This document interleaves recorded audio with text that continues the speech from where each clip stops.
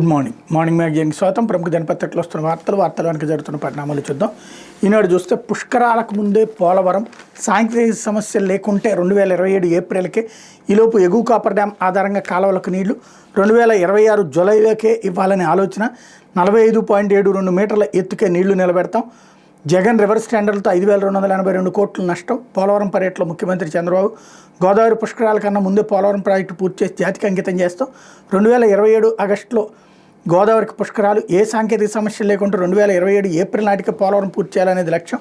ఇబ్బందులు ఎదురైనా 2027 డిసెంబర్కి పోలవరం పూర్తి చేస్తామని ముఖ్యమంత్రి చంద్రబాబు ప్రకటించారన్నటువంటి వార్తని హైలైట్ చేశారు. ఇందులో విచిత్రం వల్ల ఏంటంటే ప్రతి చోట జగన్ నామస్మరణ చేయకపోతే ఆయనకి నిద్ర పట్టదు. అందులో జగన్ రివర్స్ టెండర్లతో 5,282 కోట్ల నష్టమా? ఎందుకు వచ్చింది నష్టం? ఎవరు తీసిపోయారా డబ్బులు? రివర్స్ టెండర్లతో పని తక్కువగా చేస్తే, అంటే తక్కువ రేటుకి చేస్తే నష్టం వస్తుందా? ఇది నెంబర్ 1. నెంబర్ 2, 45.72 మీటర్ల ఎత్తుకే నీళ్లు నిలబెడతాం. జనాలు వెర్రోళ్ళు అనుకుంటామా, లేకపోతే తెలివితేటలు మనం నోటితో మాట్లాడేది ఒకటి చేత్తో చేసేది ఒకటి అయినా జనం పట్టించుకోరు అనుకుంటామా? అర్థం కావట్లేదు. ఓ పక్కన నీకు పర్మిషన్ ఇచ్చింది ఎంతకి? 41.5కి. 41.5కి పర్మిషన్ ఇస్తే 45.72 నువ్వు ఎట్ట కడతావు, ఎప్పుడు కడతావు? ముందు ఇదే పూర్తి కాలేదు. 41.5కి వస్తుంటే 45.72 అయితే తప్పించి ఆ పోలవరం కరెక్ట్గా పనిచేయదు. పూర్తి స్థాయిలో పోలవరం 1 కోటి ఎకరాలకు నీళ్లు అంటే 45.72 ఉండాలి. అది ఉండాలి అంటే చుట్టుపక్కల ఉన్నటువంటి ఛత్తీస్గఢ్కి కావచ్చు, ఒరిస్సాకి కావచ్చు, వీటితో ఏదైతే దీనికి లింక్ అయిన తెలంగాణకు కావచ్చు మరికొంత మునుగుతుంది. అంటే దాదాపు 1,00,000 మంది నిర్వాసితుల్ని వాళ్ళకి ఏర్పాటు చేయాలి. అవన్నీ మనం చేస్తున్నామా మనం? కానీ రాస్తారు పేపర్ వాళ్ళు, మాట్లాడతాం, ఎట్లాగూ దాంట్లోంచి కొన్ని నీళ్లు రేపు లిఫ్ట్ చేస్తాం కాబట్టి అదిగో మేము చేసేసాములే అన్నటువంటి కాన్సెప్ట్ తప్పించి, అంటే ప్రజలకి ఈ సమగ్రమైన అవగాహన ఉండదు కాబట్టి ఏదైనా మాట్లాడచ్చు అన్నటువంటి కోణంలో మాట్లాడడం తప్పించి ఏమీ లేదు. లేకపోతే 2,000 అమెరికా వీసా అపాయింట్మెంట్ల రద్దు, బాట్స్తో మోసపూరితంగా బ్లాక్ చేయడమే కారణం. భారత్లో 2,000 వీసా అపాయింట్మెంట్లను రద్దు చేస్తున్నట్టు అమెరికా రాయబార కార్యాలయం ప్రకటించింది. బాట్స్ సాయంతో మోసపూరితంగా అపాయింట్మెంట్లను ఏజెంట్లు బ్లాక్ చేసి విక్రయించడమే కారణమని ఎక్స్లో పేర్కొంది. బాట్స్ ద్వారా అక్రమంగా తీసుకున్న 2,000 వీసా అపాయింట్మెంట్లను భారత్లోని కాన్సులర్ బృందం రద్దు చేసింది. మా షెడ్యూలింగ్ విధానాలను ప్రభావితం చేసే ఏజెంట్లు, ఫిక్సర్లను ఏమాత్రం సహించాం. ఈ అపాయింట్మెంట్లను రద్దు చేయడంతో పాటు అనుబంధ ఖాతాలకు షెడ్యూలింగ్ అధికారులను సస్పెండ్ చేస్తున్నాం. మోసాల నిర్మూలనకు మా ప్రయత్నాలు కొనసాగుతాయని పేర్కొంది అన్నటువంటి వార్తని హైలైట్ చేశారు. సిగ్గుపడాలి, మనకి భారతదేశాన్ని పరువు తీశారు మన వెధవులు. అమెరికా వాళ్ళు చేసింది తప్పేం కాదు. అట్ ద సేమ్ టైం తప్పుడు మార్గాల్లో ఇట్లాంటి పనులు చేస్తున్నటువంటి బ్రోకర్లు మన దగ్గర ఉండటం అనేటటువంటిది తప్పు. లేకపోతే భక్తులు, గూగుల్, భగవంతుడు శ్రీవారి దర్శనం సులభతరానికి సాంకేతికత. ఆ సంస్థతో త్వరలో తిరుమల తిరుపతి దేవస్థానం ఒప్పందం. కృత్రిమ మేతతో క్యూ లైన్ల నియంత్రణ. దేశ విదేశాల భక్తులకు వారి భాషలోనే సమాచారం. భక్తులకు త్వరితగతిన శ్రీవారి దర్శనం ఎందుకు తిరుమల తిరుపతి దేవస్థానం చర్యలు చేపడుతుంది. ఇందుకు సాంకేతికత వినియోగమే ఉత్తమ మార్గమని ముఖ్యమంత్రి చంద్రబాబు సూచించిన నేపథ్యంలో గూగుల్తో ఒప్పందానికి తిరుమల తిరుపతి దేవస్థానం సిద్ధమవుతుంది. కృత్రిమ మేతను ఉచితంగా అందించడానికి ఆ సంస్థ ముందుకు వచ్చింది. వారం 10 రోజుల్లో తిరుమల తిరుపతి దేవస్థానం గూగుల్ మధ్య అవగాహన ఒప్పందం కుదరనుంది. తర్వాత గూగుల్ అధికారులు క్షేత్రస్థాయిలో పర్యటించి కసరత్తు పూర్తి చేస్తారు. ప్రయోగాత్మకంగా తిరుమలలో ఏఐని వాడతారు. ఎదురైన అనుభవాన్ని దృష్టిలో ఉంచుకుని మార్పులు చేర్పులు చేస్తారు. ప్రస్తుతం కొన్ని దేవస్థానాలు ఏఐని వినియోగిస్తున్న భక్తులకు సమాచారం అందించడానికి పరిమితం అయ్యాయి అన్నటువంటి వార్తను హైలైట్ చేశారు. ఇది అసలు పనికి మాలినటువంటి చర్య, అస్సలు అర్థం లేని చర్య. విదేశాల వాళ్ళకి తీసుకెళ్ళి మన గోళ్ళకి సంబంధించినటువంటి పరిస్థితిని అప్పచెప్పడం ఏంటి? ఏం చేస్తారో ఆర్టిఫిషియల్ ఇంటెలిజెన్స్తో? భక్తులు వచ్చినటువంటి వాళ్ళని ఏ విధంగా వెళ్ళాలో ఆడి చెప్తాడా? మనకి తెలియదా? ప్రపంచంలోనే తిరుమల తిరుపతి దేవస్థానానికి చేతనైనంత మెయింటెనెన్స్ ఇంకెవ్వడికి చేత కాదు. అద్భుతమైనటువంటి మెయింటెనెన్స్ చేతొచ్చాళ్ళు. ప్రపంచం మొత్తం నేర్చుకోదగినటువంటి కాన్సెప్ట్. వెంటనే అంటారు కింద తొక్కిసలాట జరిగింది. ఎస్, ఆ రోజున పోలీసు అధికారి గేటు తీశాడు. ఆ గేటు తీయడానికి కారణమైనటువంటిది అక్కడ కొంతమంది జనసేనకు సంబంధించిన వాళ్ళని పట్టుకెళ్ళేటటువంటి క్రమంలో, వాళ్ళ బంధువులు తీసుకెళ్లే క్రమంలో అందరూ ఎగబట్టడం వల్ల. దానికి ఆర్టిఫిషియల్ ఇంటెలిజెన్స్ ఏమైనా ఆపుతుందా? రేపు పొద్దున ఆర్టిఫిషియల్ ఇంటెలిజెన్స్తో ఏం చేస్తారు? దాంట్లో క్యూ లైన్లలో మనల్ని అందరినీ తోసేస్తారా అవతలకి? లేకపోతే ఏంటో ఏ అయ్యోళ్ళు తీసుద్దా? డబ్బులు దండగా తప్పించి తిరుమల తిరుపతి దేవస్థాన వ్యవహారాలు ఏదో చేసేస్తున్నామని జనాలకి చెప్పడం తప్పించి ఏం జరుగుతుంది ఇందులో? క్యూ లైన్లో వచ్చే జనాలు తగ్గుతారా? లేదా క్యూ లైన్కి వచ్చేటటువంటి జనాలను ఏమైనా వేరేగా ఏర్పాటు చేస్తారా? అవసరం ఏదో చేసేస్తున్నామన్న బిల్డప్ కోసం స్వామివారిని లేదా ఆ సన్నిధిని తీసుకెళ్ళి విదేశీయుల చేతుల్లో పెట్టద్దు. దయచేసి ఆలోచించుకోవాల్సినటువంటి సందర్భం. లేకపోతే రాజధాని గ్రామాలకు కొత్త కళ అన్నటువంటి వార్తను హైలైట్ చేశారు. రాజధాని అమరావతి పరిధిలోని గ్రామాలను ఆధునికంగా ఆదర్శంగా తీర్చిదిద్దాలని ప్రభుత్వం సంకల్పించింది. ఆ మేరకు వాటిని స్మార్ట్గా తీర్చిదిద్దుతోంది. ఒక్కో వసతి కల్పిస్తూ రూపురేఖలు మారుస్తోంది. Amaravati smart and sustainable city corporation ఆధ్వర్యంలో city investments to innovative integrate and supplies project కింద 138 కోట్లతో 14 పాఠశాలలు, 17 మోడల్ అంగన్వాడీలు, 16 ఈ హెల్త్ అండ్ వెల్నెస్ సెంటర్ల నిర్మాణ పనులు చేపట్టింది. ఇందులో కొన్ని నిర్మాణాలు పూర్తి చేసుకుని ప్రారంభోత్సవానికి సిద్ధంగా ఉన్నాయి. భవనాలన్నింటిపైన సౌర ఫలకాలను బిగించింది అన్నటువంటి వార్తని హైలైట్ చేసి చాలా మంచి వార్త, చక్కటి వార్త, తప్పేం లేదు. కానీ ఇది ఇప్పుడు ఇలా పెట్టగలిగారు కదా, దాదాపు 10,000కి పైగా స్కూళ్ళని కదా బాగు చేసింది జగన్ టైంలో నాడు నేడు కింద. 10-15 వేలకు పైగా కదా, దాదాపు 10-15 వేల ఆసుపత్రులు కట్టించాడు కదా, రైతు భరోసా కేంద్రాలు కట్టించాడు కదా. అప్పుడు ఇట్లాంటిది రాశారా? ఒక 15 రాయడంలో తప్పలేదు, 15-20 కట్టారు, బాగుంది. దీనికి ఇంత పెద్ద బాక్సులు కట్టి ఆ ఫోటోలు తీసి రాశారే, అప్పుడు రాయడానికి ఎందుకు మనసు ఒప్పలేదు?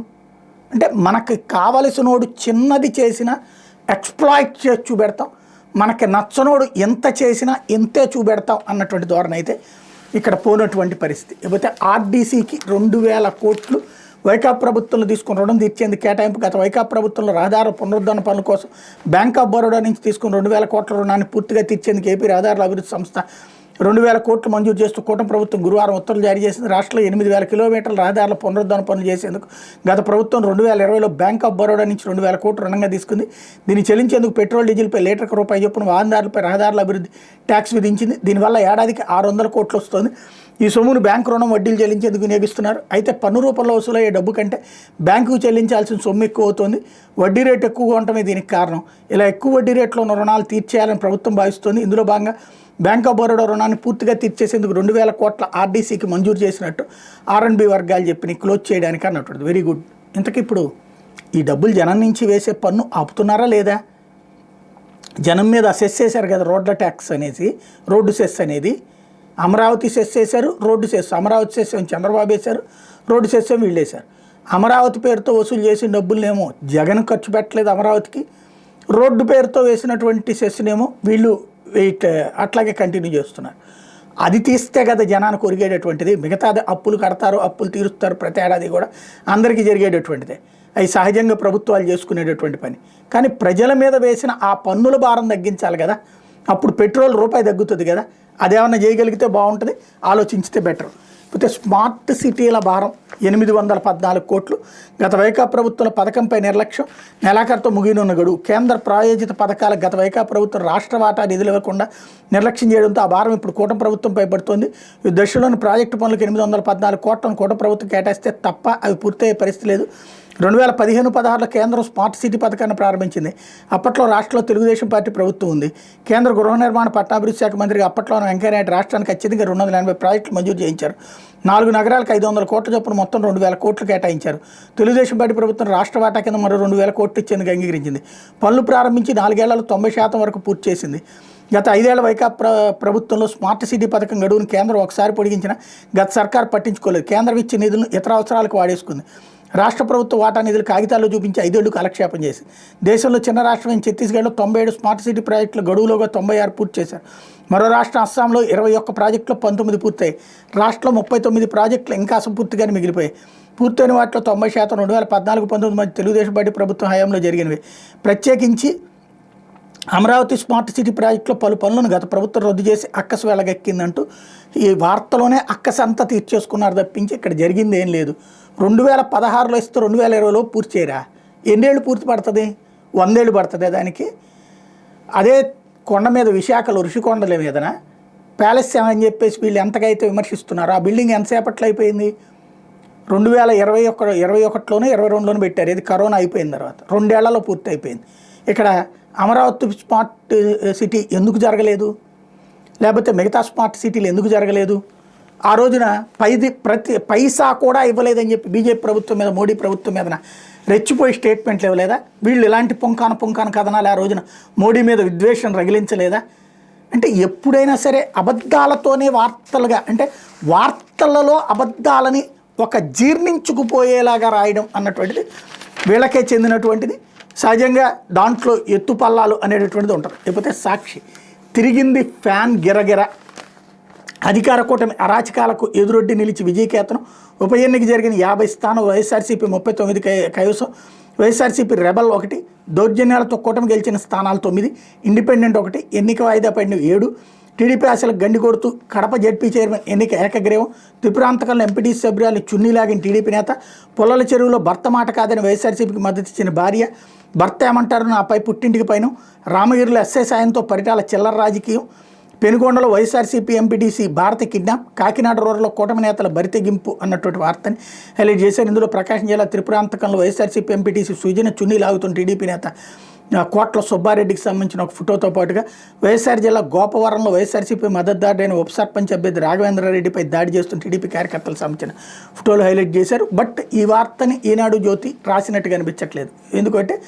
ఇక్కడ తేడా వచ్చింది కాబట్టి. ఇకపోతే హిందూ ధర్మంపై వీరికి మాట్లాడే హక్కు ఉందా, సీఎం చంద్రబాబు డిప్యూటీ సీఎంపై వైఎస్ జగన్ ఆగ్రహం, ఆలయాలపై దాడులు చేసేది వీళ్ళే, అబద్ధాలను ప్రచారం చేసేది వీళ్ళే, ధర్మ పరిరక్షకులుగా తమను తాము చిత్రీకరించేది వీళ్ళే, ఒకరు ఆదేశిస్తారు మరొకరు పర్యవేక్షిస్తారు, కాశీనాయన క్షేత్రాన్ని కూల్చేయడానికి ఉత్తర్వులు ఇచ్చింది వీళ్ళే, వాళ్ళ చేతులతోనే కూల్చేసి వాతలు పెట్టారు, ఇప్పుడు వెన్నపూసిన మాదిరిగా మాటలు చెప్తున్నారు, మా 5 ఏళ్ల పాలనలో ఆ క్షేత్రాన్ని పరిరక్షించాం, కేంద్ర అటవీ శాఖ మంత్రికి సీఎం హోదాలో నేనే లేఖ రాశా, మా ప్రయత్నాలతో కేంద్రం తన చర్యలు నిలుపుదల చేసింది, ఆలయాల పట్ల మాకున్న చిత్తశుద్ధికి అది నిదర్శనం, ఎక్స్లో ఆధారాలను ట్యాగ్ చేస్తూ సమాధానం చెప్పాలని నిలదీత, ఆలయాలపై వివిధ రూపాల్లో దాడులు చేసేది వీళ్ళే, అబద్ధాలను ప్రచారం చేసేది వీళ్ళే, మళ్ళీ ధర్మపరీక్షకులుగా తమను తాము చిత్రీకరించుకునేది వీళ్ళే, ఒకరు ఆదేశిస్తారు మరొకరు పర్యవేక్షిస్తారు, సనాతనవాదిగా చెప్పుకుంటూ కాశీనాయన క్షేత్రం కూటమి ప్రభుత్వం చేసిన దారుణాలకు బాధ్యత వహించాల్సిన అటవీ శాఖను చూస్తున్న డిప్యూటీ సీఎం తన శాఖ పరిధిలోనే జరిగిన ఈ కూల్చివేతలపై ఇప్పటి వరకు ఒక్క మాట కూడా మాట్లాడలేదు. ఇలాంటి వీరికి హిందూ ధర్మంపై ఆలయాల పరిరక్షణపై మాట్లాడే హక్కు ఉందా అన్నటువంటి జగన్ ప్రశ్నను కూడా ఇక్కడ హైలైట్ చేశారు. ఇకపోతే ర్యాగింగ్ భూతం చంపేస్తోంది అంటూ విద్యాసంస్థల కరవర పెడుతున్న ర్యాగింగ్ మరణాలు, గడిచిన 3 ఏళ్లలో 51 మంది విద్యార్థులు బలి, కోటాలో ఆత్మహత్యలతో సమానంగా ర్యాగింగ్ మరణాలు, ర్యాగింగ్కి హాట్స్పాట్లుగా వైద్య కళాశాలలు, దేశంలోని విద్యార్థుల సంఖ్యలో 1.1% వైద్య కోర్సుల సీట్లు, మెడికల్ కాలేజీల నుంచి వచ్చిన ఫిర్యాదులు 38.6%, సేవ్ సంస్థ state of ragging in India 2022-24 నివేదికలు. దేశ విద్యా వ్యవస్థను ర్యాగింగ్ భూతం వెంటాడుతోంది, బంగారు భవిష్యత్తు కోసం కలగనే ఎందరో విద్యార్థుల ప్రాణాలను బలి కోరుతోంది, విశ్వవిద్యాలయాలు కళాశాలలో ర్యాగింగ్ మాటను మితిమీరిన చేష్టలు చావుకేకలు పెట్టిస్తున్నాయి. ఇవి ఎంతగా ఉన్నాయంటే కోటాల విద్యార్థుల బలవన్మరణాలతో దాదాపు సమానంగా ర్యాగింగ్ మరణాలు నమోదవడం ఆందోళన కలిగిస్తుంది అన్నట్టు వార్తని హైలైట్ చేశారు. అయితే టీడీపీ ఎంపీలు చెప్పేవన్నీ అభూత కల్పనలే, ఏపీలో లిక్కర్ కుంభకోణం జరగలేదు, చంద్రబాబు పీఏపై నమోదైన ఆదాయ పన్ను కేసుపై దృష్టి సారించాలి, రాజ్యసభలో వైఎస్ఆర్సీపీ ఎంపీ వైవి సుబ్బారెడ్డి ఆంధ్రప్రదేశ్లో ఎలాంటి లిక్కర్ కుంభకోణం జరగలేదని, అయినప్పటికీ టీడీపీ ఎంపీలు పార్లమెంటు వేదికగా అభూత కల్పనలు చెబుతున్నారని వైఎస్ఆర్సీపీ ఎంపీ వైవి సుబ్బారెడ్డి స్పష్టం చేశారు. రాజ్యసభలో గురువారం ద్రవ్య వినిమయ బిల్లు 2025పై జరిగిన చర్చలో ఎంపీ వైవి సుబ్బారెడ్డి మాట్లాడుతూ ఏపీలో లిక్కర్ స్కామ్ జరిగిన టీడీపీ ఎంపీ లోక్సభలో అసత్యాలు మాట్లాడారని, ఈ విషయంలో కేంద్ర మంత్రులు వాస్తవాలు గ్రహించాలని కోరారు. దేశంలో ఆదాయ పన్నుకు సంబంధించి పెండింగ్లో ఉన్న లక్షలాది కేసులను వీళ్ళను త్వరగా పరిష్కరించాలని కేంద్ర ఆర్థిక శాఖ మంత్రిని కోరారు. ప్రస్తుత ఏపీ సీఎం చంద్రబాబు పీఏ అయిన సాయి శ్రీనివాస్ గతంలో బోగస్ సబ్ కాంట్రాక్టుల ద్వారా నకిలీ ఇన్వాయిస్ బిల్లులను తయారు చేసి సుమారు 2,000 కోట్లు పన్ను ఎగవేశారని తెలిపారు. ఈ విషయంలో చంద్రబాబుకు ఆదాయ పన్ను విభాగం సెంట్రల్ సర్కిల్ 2 నోటీసులు ఇచ్చిందని రాజ్యసభ దృష్టికి తీసుకొచ్చారు.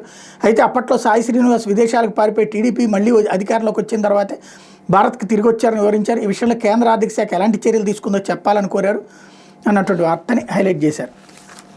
లేకపోతే ఆంధ్రజ్యోతి వచ్చేటప్పటికి పుష్కరాల్లోపే పోలవరం అన్నటువంటిది ఇక్కడ కూడా హైలైట్ చేశారు. మరోవైపు బూటు బెల్టులోనూ బొక్కేశారు. జగన్ సర్కార్లో విద్యార్థుల కిట్లు గుడ్లు చిక్కిల్లో 1000 కోట్లు స్వాహా, ధరలు పెంచేసి అన్నింటా కమిషన్లు, గుడ్ల రవాణాలోనే 36 కోట్ల దోపిడీ, అప్పట్లో మంత్రికి 5% కమిషన్, కూటమి సర్కారు వచ్చాక దోపిడీకి చెక్, ధరల తగ్గింపుతో అన్నింటా పొదుపు, ఏడాదికే కిట్లలో 64 కోట్లు ఆదా, చిక్కీల్లోనూ 63 కోట్ల మిగులు, వచ్చే 5 ఏళ్లలో 1000 కోట్లు ఆదా అంటూ ప్రస్తుతం బోట్ల ధర 159 రూపాయలు. అవే బోట్లను వైసీపీ సర్కార్ 2 ఏళ్ల క్రితం 187 రూపాయలకు కొనుగోలు చేసింది. అలాగే 2 ఏళ్ల క్రితం స్కూల్ బ్యాగ్ ధర 272, అదే బ్యాగ్ ఇప్పుడు 250 రూపాయలు. బెల్ట్ అప్పుడు 34.5, ఇప్పుడు 24 రూపాయలు 93 పైసలు. యూనిఫామ్ నాడు 1081, నేడు 1061. నోటు పుస్తకం ధరలు ఇప్పుడు 35 రూపాయలు 64 పైసలు, అప్పుడు 52 రూపాయలు. ఏటేటా ధరలు పెరగాలి కానీ తగ్గాయనుకుంటున్నారా? ఇది నాటి వైసీపీ ప్రభుత్వం విద్యార్థులకు అందించిన కిట్ల ధరలతో చేసిన మాయాజాలం. ఇలాంటి స్టోరీలు మనం 100 రాయొచ్చు. ఒకసారి రోడ్డు మీదకి వెళ్ళి ఇదే రేట్లలో అదే పుస్తకాలు, అదే చిక్కీలు, అదే బట్టలు కొని అదే రేటుకి వాళ్ళకి ఇచ్చి అప్పుడు అది క్వాలిటీ బాగుందని చెప్పి అంటే కరెక్ట్గా ఉంటుంది. ఇప్పుడు ఇచ్చేస్తారు వీళ్ళంతా, తర్వాత రేపు పొద్దున తొందరగా చిబికిపోయి తొందరగా చీలిపోయి తొందరగా ఊడిపోయి కుట్లు ఉంటే ఎవడేం చేయలేడు. మనం వార్తల కోసం చేస్తున్నాం. తిరుపతి లడ్డు విషయంలోనేమో నెయ్యి తక్కువ రేటు పెట్టి కొంటే క్వాలిటీ పతనం అవుతుందా, ఇక్కడేమో ఎక్కువ రేటు పెట్టి అమ్మారని చెప్పి మాట్లాడుతూ ఇక్కడ తక్కువ రేటు పెట్టి కొనటం మంచిది అవుతుందా? ఇప్పుడు తక్కువ రేటు పెట్టి కొంటే ఇక్కడ క్వాలిటీ ఉన్నట్టు, అక్కడ తక్కువ రేటు పెట్టి కొంటే క్వాలిటీ నాశనమైనట్టు. ఏం లెక్క ఇది? అదే నిజమైతే, తిరుపతిదే నిజమైతే తక్కువ రేటు పెట్టి కొన్నారు కాబట్టి క్వాలిటీ నాశనం అయితే, ఇప్పుడు ఇది తక్కువ రేటు పెట్టి కొన్నందుకు క్వాలిటీ నాశనమైనట్టేగా. మనం రాసిన వార్తలే కదా, మొన్ననే కదా రాసింది. మరి వార్తలు ఎలా కావాలంటే అలా రాసుకునేటటువంటి స్టేజ్. లేకపోతే అవినీతే అసలు రోగం, న్యాయ వ్యవస్థల అవినీతిని అరికట్టాలి, నోట్ల కట్టలపై క్రిమినల్ కేసు పెట్టకపోవడం పెద్ద పొరపాటు, కొలిజియంతో సమావేశంలో 6 హైకోర్టుల బార్ ప్రతినిధులు జస్టిస్ యశ్వంత్ వర్మను అలహాబాద్కి పంపిన పని అప్పగించరు, అయినా బదిలీపై పునరాలోచిస్తున్న సీజీఐ హామీ, వివాదాస్పద ఢిల్లీ హైకోర్టు న్యాయమూర్తి జస్టిస్ యశ్వంత్ వర్మను అలహాబాద్ హైకోర్టుకు బదిలీ చేసే విషయమై పునరాలోచిస్తామని సుప్రీంకోర్టు ప్రధాన న్యాయమూర్తి జస్టిస్ సంజీవ్ ఖన్నా హామీ ఇచ్చినట్టు గురువారం సుప్రీంకోర్టు కొలిజియంతో సమావేశమైన న్యాయవాదులు చెప్పారు. అలహాబాద్ హైకోర్టు బార్ అసోసియేషన్ అధ్యక్షుడు అనిల్ తివారీ సహా 6 హైకోర్టుల బార్ అసోసియేషన్ ప్రతినిధుల సమావేశంలో పాల్గొన్నారన్నటువంటి వార్తను హైలైట్ చేశారు. చివరికి దర్యాప్తు చేయాల్సిన వ్యవస్థని పడుకోబెట్టి ఇది ఒక సెటిల్మెంట్ వ్యవహారంలాగా నడుస్తుంది. ఇది ఏమన్నా లాయర్లకి జడ్జిలకి సంబంధించినటువంటి ఇంటర్నల్ ఇష్యూ కాదు కదా, మేజర్ ఇష్యూ కదా. దాన్ని ఆ రూట్లో ఆలోచిస్తున్నారంటే లేదు. కాకపోతే ఒక్క సందేశం ప్రాణం పోసింది. గుంటూరులో మహిళ బ్రెయిన్ డెడ్, అవయవదానానికి ముందుకొచ్చిన కుటుంబం, మంత్రి లోకేష్కి మెసేజ్ చేసిన వైద్యులు, సొంత ఖర్చుతో ప్రత్యేక విమానం ఏర్పాటు, గ్రీన్ ఛానల్లో గుంటూరు నుంచి తిరుపతికి, తెనాలివాసి గుండె మార్పిడి శస్త్రచికిత్స అన్నటువంటి వార్తని హైలైట్ చేశారు. లేకపోతే సిద్ధమవుతున్నటువంటి CFSL అమరావతిలో ప్రతిష్టాత్మక ల్యాబ్ ఏర్పాటు, 400 కోట్లతో అధునాతన ప్రయోగశాల, 5 ఎకరాల్లో 5 బ్లాకులు, అందులో 2 రెడీ, వచ్చే ఏడాది జూన్ కల్లా పూర్తి స్థాయిలో అందుబాటులోకి, దేశంలో ఇలాంటివి 7 కేంద్రాలు, ఇప్పుడు 8వ. సీఎం చంద్రబాబు కృషితో ఏపీలో అత్యాధునిక ల్యాబ్ అన్నటువంటి వార్తని హైలైట్ చేశారు. ఒక పక్కన వీళ్ళే వచ్చే ఏడాది ఏది దేశంలో ఇలాంటివి 7 కేంద్రాలు అని రాశారు, ఇప్పుడు 8వ అని రాశారు. ఇందులో సీఎం చంద్రబాబు కృషి అని రాస్తారు. మోడీ సర్కార్ అమరావతికి ఏనాడో ఇచ్చినటువంటి గిఫ్ట్, మళ్ళీ ఆ క్రెడిట్ మోడీకి ఇవ్వకూడదు, అది తీసుకెళ్ళి మళ్ళీ చంద్రబాబుకే ఇవ్వాలి. అదే వీళ్ళకి విచిత్రమైనటువంటి ఇదనమాట. లేకపోతే ఉగాది వేడుకలకి ముస్తాబు, రాజధానిలో 50 ఎకరాలు సిద్ధం, సభా ప్రాంగణంలో 2 షెడ్ల ఏర్పాటు, P4 కూడా ఇక్కడి నుంచే సీఎం శ్రీకారం, ప్రారంభ ఏర్పాట్లపై సీఎస్ సమీక్ష, రాజధాని అమరావతి ఉగాది వేడుకలకు ముస్తాబవుతోంది. వెలగపూడిలో రాష్ట్ర సచివాలయం వైపు వెనక వైపు స్థలాన్ని ఆ వేడుకలకు వేదికగా నిర్ణయించారు. గత వారం రోజులుగా ఆ ప్రాంగణాన్ని వేడుకల కోసం సిద్ధం చేస్తున్నారు. రాష్ట్ర ప్రభుత్వం అత్యంత ప్రతిష్టాత్మకంగా భావిస్తున్న P4 విధానాన్ని కూడా ఉగాది రోజున ముఖ్యమంత్రి చంద్రబాబు ఇక్కడి నుంచే ప్రారంభించబోతున్నారు. ఇదే ప్రాంగణాన్ని ఏప్రిల్ 3వ వారంలో ప్రధాని మోడీ పర్యటనకు కూడా వినియోగించుకోవాలని రాష్ట్ర ప్రభుత్వం భావిస్తుంది. ప్రధాని మోడీ సభకు 250 ఎకరాలను ఇక్కడ సిద్ధం చేయాలని నిర్ణయించారు. అయితే ఈ నెల 30 నిర్వహించనున్న ఉగాది వేడుకలకు మాత్రం 50 ఎకరాలు మాత్రం వినియోగించుకోబోతున్నారు అన్నటువంటి వార్తని హైలైట్ చేశారు. లేకపోతే ఒక్క సందేశం ప్రాణం పోసిందంటూ గుంటూరులో మహిళ బ్రెయిన్ డెడ్ అన్నటువంటి వార్తని ఇక్కడ హైలైట్ చేశారు. లేకపోతే CPS ఉద్యోగులకు సర్కార్ బొనాంజా, 2300 కోట్ల మ్యాచింగ్ గ్రాంట్ బకాయిలు విడుదల, ఒకేసారి మొత్తం విడుదలపై ఉద్యోగుల హర్షం. గత 5 ఏళ్లు CPS ఉద్యోగులు జగన్ సర్కార్ రాచి రంపాన పెడితే కూటమి సర్కారు వారిని హక్కును చేర్చుకుంది. ఒకేసారి CPS ఉద్యోగుల ఫ్రాన్ ఖాతాలకు ప్రభుత్వ మ్యాచింగ్ గ్రాంట్ బకాయిలు 2300 కోట్లు జల్లి చేసింది. గత ప్రభుత్వం బకాయి పెట్టిన 5 నెలల సొమ్ముతో పాటు కూటమి సర్కార్ వచ్చిన తర్వాత 9 నెలల మ్యాచింగ్ గ్రాంట్ ఒకేసారి చెల్లించింది. ఫిబ్రవరి వరకు మ్యాచింగ్ గ్రాంట్ ప్రాన్ ఖాతాలో జమ అయిందని మెయిల్స్ రావడంతో CPS ఉద్యోగులు సంతోషం వ్యక్తం చేస్తున్నారు. గత ప్రభుత్వంలో ఎప్పుడు 12 నెలల మ్యాచింగ్ గ్రాంట్ బకాయిలు పెండింగ్లో ఉండేవని, దానివల్ల లక్షల్లో నష్టపోయేవారని ఏపీ CPSCA అధ్యక్ష ప్రధాన కార్యదర్శులు కోరుకొండ సతీష్, CM దాస్ గురువారం ప్రకటనలు తెలిపారు. గడిచిన 18 ఏళ్లలో 0 నెలల మ్యాచింగ్ గ్రాంట్ ఉండటం చాలా అరుదంటూ ఇందుకు సహకరించిన APJSC సీఎం చంద్రబాబు 4 లక్షల CPS ఉద్యోగుల తరపున ధన్యవాదాలు తెలియజేస్తున్నామన్నారు. కూటమి ప్రభుత్వంలో ఉద్యోగులకు మంచి జరుగుతుందనడానికి ఇది మంచి ఉదాహరణ అని ఏపీ సచివాలయ ఉద్యోగుల సంఘం మాజీ కార్యదర్శి జి రామకృష్ణ అన్నారు. DA బకాయిలు త్వరలోనే జమ చేస్తామని ఆశిస్తున్నామన్నారు అన్నటువంటి వార్తని హైలైట్ చేశారు. ఇంతకీ CPS రద్దు కదా వాళ్ళు కోరింది, CPS ఉద్యోగుల సంఘం. ఇవన్నీ కామన్గా జరిగిపోయి ముందు కడతారా వెనక్కి కడతారా అన్నట్టు. మరి ఆ విషయంలో అప్పుడు జగన్ ప్రభుత్వానికి వ్యతిరేకంగా పెద్ద ఎత్తున పోరాడారు కదా. GPS ఇస్తే కూడా, గ్యారంటీ పెన్షన్ స్కీమ్ ఇస్తే కూడా వద్దని, మాకు ఓల్డ్ పెన్షన్ స్కీమ్ కావాలి OPS అని. మరి ఇప్పుడు అర్జెంటుగా మార్చేసుకుని CPSకు ఓకే, ఇంత అద్భుతమైనటువంటి సేవలు అందించిన చంద్రబాబు గారికి గొప్ప సంతోషమని పొగుడుతున్నారే. ఏం జరుగుతుంది అసలు అక్కడ? ఇది దినపత్రికలో వచ్చిన వార్తలు వెనక జరుగుతున్న పరిణామాలు.